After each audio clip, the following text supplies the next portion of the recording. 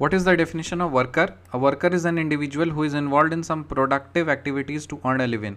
तो वैसा इंडिविजुअल कोई भी अगर प्रोडक्टिव एक्टिविटीज़ में इन्वॉल्व है, कोई कमा रहा है, तो हम उसको वर्कर बोलेंगे. तो अगर मान लीजिए कोई कमा नहीं रहा है, ठीक है, तो उसको वर्कर नहीं बोला जाएगा टेक्निकली. तो कोई भी एक ऐसा इंडिविजुअल जो कि किसी प्रोडक्टिव एक्टिविटीज़ में इन्वॉल्व है जिससे उसको पैसे मिल रहे हैं, तो उसको बोलेंगे worker. What are the types of workers? एक होता है सेल्फ एम्प्लॉयड, जो खुद का बिजनेस लगा करके खुद को एम्प्लॉय कर लेते हैं, और दूसरा होता है हायर्ड वर्कर्स, जो कि किसी को मतलब किसी के अंडर में काम करते हैं. So the workers who own and operate an enterprise to earn livelihood are known as self employed. For example, a farmer working on his own farm, this category accounts for more than 50% of the work force. तो जो self employed हैं, जितने total work force का almost 50% self employed हैं. Hired workers क्या हैं? Those people who are hired by others and paid wages and salaries as a reward for their service are called hired workers. What are the two types of hired workers? Casual workers, those people who are not hired by the employers on a regular or permanent basis but do not get social security benefits are said to be casual workers. Or regular workers मतलब salaried. When a worker is engaged by someone or by an enterprise and paid his or her wages on a regular basis, they are known as regular salaried employees or regular workers. What do you mean by economic activity? It refers to the activity performed by the people to earn a living. The main three types of economic activities are consumption, production and distribution. तीन activities हैं economic activities: consumption, production and distribution. What is production activity?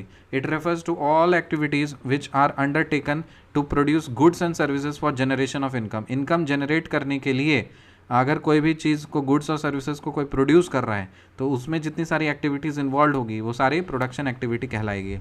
What is labor force?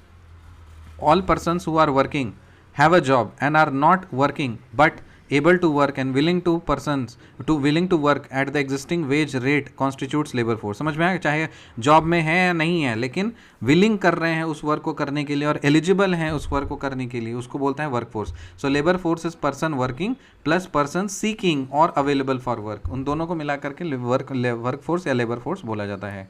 Definition of labour supply. Labour supply का क्या मतलब है? It refers to the various amount of labor that workers are willing to work corresponding to a particular wage rate. तो कोई भी एक wage rate fix कर लिया और बता दिया हाँ ठीक है इस वेज रेट पे कौन कौन काम करेगा. तो जितने सारे जो लेबर्स हैं वो रेडी होंगे उस वर्क को विलिंग होंगे उस वर्क को करने के लिए, उन सारे वर्कर्स को बोलेंगे labour supply. What do you mean by workforce? The number of persons who are actually employed at a particular time engaged are known as work force. अच्छा, दो लेबर फोर्स और वर्क फोर्स अलग अलग है. Labour force का मतलब है चाहे जॉब है या नहीं है लेकिन विलिंग कर रहे हैं या एलिजिबल हैं वर्क करने के लिए, उसको लेबर फोर्स बोला जाएगा. और वर्क फोर्स का मतलब है कि कोई ऑलरेडी एम्प्लॉयड है किसी एक पर्टिकुलर टाइम पे, ठीक है, जितने सारे लोग एक्चुअली एम्प्लॉयड हैं एक पर्टिकुलर टाइम पे, उसको वर्क फोर्स बोला जाएगा. It includes all persons who are actually engaged in productive activities. This include person between age group 15 से 60. तो जनरली ऑफिशियल वर्क होता है कि 15 से 60 साल के लोग काम कर सकते हैं, तो 15 से 60 साल तक के ईयर्स को कंसिडर किया जाता है वर्क फोर्स में. What is work force participation ratio? WPR, work force participation ratio. इसका मतलब होता है total number of workers in India divided by number of working population in India. ठीक है, total number of workers in India divided by total of number of work population India. मान लीजिए total work population है 100, ठीक है, 100, उसमें से 60 लोग वर्कर्स हैं, मतलब उनको ऑलरेडी एंगेज्ड हैं, ठीक है, तो कितना हो जाएगा? 60% हो जाएगा work force participation ratio. So it helps in knowing the proportion of population that is actively contributing to the production of goods and services of a country. तो ये जानने से हमें काफ़ी क्लियरिटी हो जाती है कि कितने सारे लोग जो हैं वो प्रोडक्शन ऑफ गुड्स और सर्विसेज में कंट्रीब्यूट कर रहे हैं. How do you define jobless growth? Jobless growth का मतलब क्या होता है? It is defined as a situation when GDP grows faster than the employment opportunities resulting in unemployment. तो अभी का वही सिचुएशन है, GDP बढ़ रहा है लेकिन एम्प्लॉयमेंट, अरे बाबा कहाँ पे बढ़ रहा है? एम्प्लॉयमेंट नहीं बढ़ रहा ना, तो वो जॉबलेस ग्रोथ है ये. So how do you define jobless growth?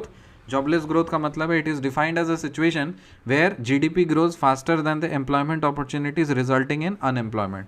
तो अगर GDP बढ़ जाए ज़्यादा as compare to employment opportunities कम है और GDP ज़्यादा बढ़ जाएगा, तो वैसे तो ग्रोथ को क्या बोलते हैं? जॉबलेस ग्रोथ बोलते हैं. What do you mean by casualization of employment? Casualization refers to a situation when the percentage of casually hired workers in the total workforce tends to rise over time. So casually hired workers का मतलब क्या होता है? जो irregular रखते हैं, जिसको regular पे नहीं, परमानेंट जॉब नहीं रखते हैं, कभी वर्क किया फ्रीलांसर्स की तरह, या कभी किया कुछ दिन के लिए काम करो फिर छोड़ दो फिर ऐसे करें, तो उस तरह के वर्कर्स को कैजुअली हायर्ड वर्कर्स बोला। पैसा मिलेगा लेकिन परमानेंट नहीं है, रेगुलर नहीं है, ठीक है, वर्क के अनुसार के हिसाब, तो कैजुअली हायर्ड वर्कर्स। तो अगर कैजुअली हायर्ड वर्कर्स किसी टोटल वर्क फोर्स में अगर ज़्यादा बढ़ जाएं तो वैसे सिचुएशन को क्या बोला जाता है? Casualisation of employment. तो अभी भारत में क्या हो रहा है? अभी भारत में जॉबलेस ग्रोथ है, अभी भारत में कैजुअलनेस ऑफ एम्प्लॉयमेंट है। तो ये सारे टॉपिक्स और टर्म्स और टर्मिनोलॉजीज अनभक्तों के मुंह पे मारिए, ठीक है, पार्टिसिपेट कीजिए उस सब चीज़ में, तब आपको पता चलेगा। तो और इनफैक्ट आपका ज़्यादा बेनिफिट होगा और अपने आंसर्स में आप बेहतर तरह से परफॉर्म कर पाओगे। What is informalisation of employment? Informalisation of employment का मतलब क्या है? Informalisation of employment refers to a situation when people tend to find employment more in informal sector of the economy, less in the formal sector of the economy. Formal sector का मतलब क्या है? Formal sector जहाँ पे आपको regularly salary मिल रही है, pension मिल रहा है, सारे बेनिफिट्स वगैरह सब मिल रहे हैं, ग्रेचुइटी बेनिफिट्स हैं, मैटरनिटी बेनिफिट्स है, ब्ला ब्ला बेनिफिट्स हैं, ठीक है, और DA TA सब चीज़ मिल रहा है, तो उस तरह के सेक्टर को फॉर्मल सेक्टर बोला जाता है। और इनफॉर्मल सेक्टर का मतलब होता है कि जहाँ पे ये सब चीज़ कुछ नहीं मिलता है, मतलब जैसे छोटा मोटा दुकान हो गया, कहीं पे भी छोटा फैक्ट्री हो गया, ठीक है, काम किया नहीं किया, फ्रीलांसिंग, ये सब इनफॉर्मल हो गया। एग्रीकल्चर में छोटा काम हो गया, रोड राइट ठेला लगाया, पकौड़ा बेचा, तो ये सब इनफॉर्मल सेक्टर्स हो गए।